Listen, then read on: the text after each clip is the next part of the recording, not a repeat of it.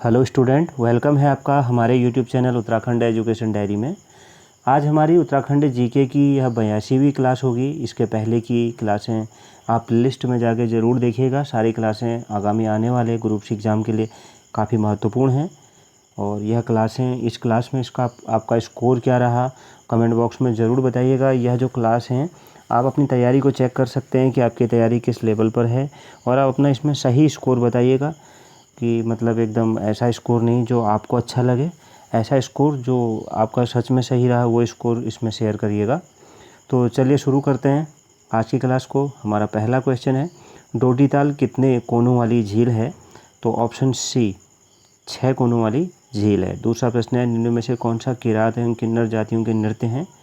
तो option D उपयुक्त सभी, भुयोली, क्रफू और हिलांसी, ये तीनों ही क्या हैं?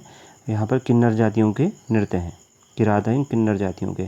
तीसरा प्रश्न है, निम्न में से कौन सा नगर गंगा नदी के किनारे है? दिए गए ऑप्शंस में से तो ऑप्शन डी उपयुक्त सभी, हरिद्वार, देवप्रयाग, ऋषिकेश, यह सभी गंगा नदी के किनारे हैं। अगला प्रश्न है क्वेश्चन नंबर 4, उत्तराखंड में गढ़वाली व कुमाऊनी भाषा दिवस कब मनाया जाता है? तो ऑप्शन बी 1 व 2 दिसंबर को मनाया जाता है। ऑप्शन बी इस प्रश्न का सही उत्तर होगा। अगला प्रश्न है, इलाचंद्र जोशी का पहला उपन्यास कौन सा है? तो ऑप्शन ए लज्जा, यह इनका पहला उपन्यास है, घृणामयी भी कहते हैं। तो ऑप्शन ए इस प्रश्न का सही उत्तर होगा। अगला प्रश्न है, राजा प्रद्युम्न शाह कब वीरगति को प्राप्त हुए? तो ऑप्शन डी 14 मई 1804 को वीरगति को प्राप्त हुए थे। अगला प्रश्न है क्वेश्चन नंबर 7 है, भ्रमर गीत नामक कविताओं की रचना किस कुमाऊनी कवि ने की है? तो ऑप्शन सी पीताम्बर दत्त पांडे जी ने की है। 8वां प्रश्न है, किसने जीवी पंत को हिमालय पुत्र कहा था? तो ऑप्शन बी नेहरू ने कहा था।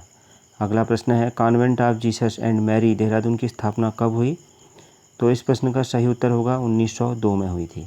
10वां प्रश्न है, कहाँ की मूर्ति में सूर्य समभंग मुद्रा में खड़े हैं? तो ऑप्शन बी द्वाराहाट में।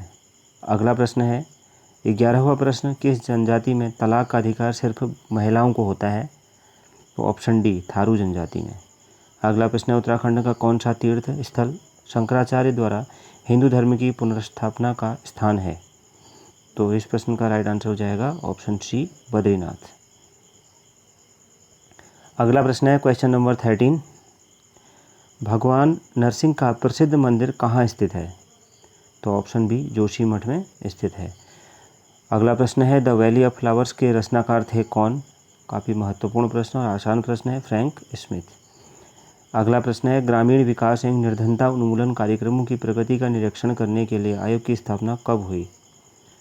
तो कब हुई थी? ऑप्शन सी 1985 में। 16वां प्रश्न है, निम्नलिखित में से जनजाति स्थान का सही युग्म है कौन सा? तो option A Jaunsari Dehradun, option A right answer होगा। अगला प्रश्न है, 2018 का राष्ट्रीय वीरता पुरस्कार किस उत्तराखंडी को मिला? वीरता पुरस्कार किस उत्तराखंडी को मिला? ऑप्शन सी पंकज सेमवाल को। अगला प्रश्न है, उत्तराखंड में मडुआ अनुसंधान केंद्र स्थित है कहाँ पर? इस प्रश्न का सही उत्तर क्या होगा? ऑप्शन सी पीपल कोटी में। अगला प्रश्न है, निम्नलिखित में कौन राष्ट्रीय राजमार्ग उत्तराखंड को राष्ट्रीय राजधानी दिल्ली से जोड़ता है? तो ऑप्शन बी राजमार्ग संख्या 58। 20वां प्रश्न है, भारत का मुख्य चुनाव आयुक्त ओम प्रकाश रावत का जनपद है कौन सा? तो ऑप्शन डी पौड़ी जनपद है उनका।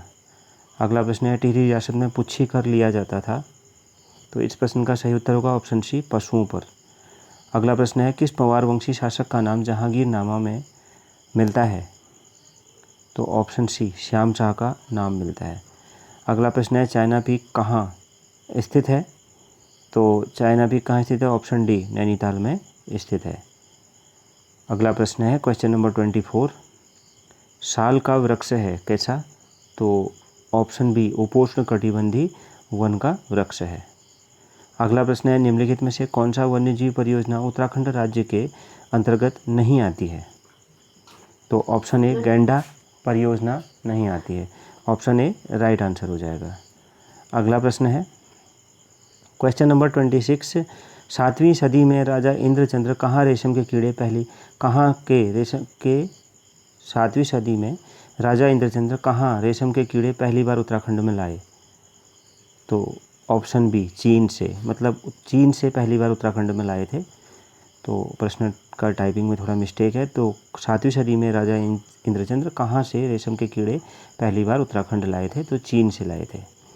अगला प्रश्न है कैलाश मानसरोवर यात्रा किस देश की सरकार से प्रपत्र लेकर शुरू की जाती है? प्रपत्र लेकर, ऑप्शन बी चीन की। अगला प्रश्न है बीज बचाओ आंदोलन प्रवर्तक के रूप में जाना जाता है किन्हें?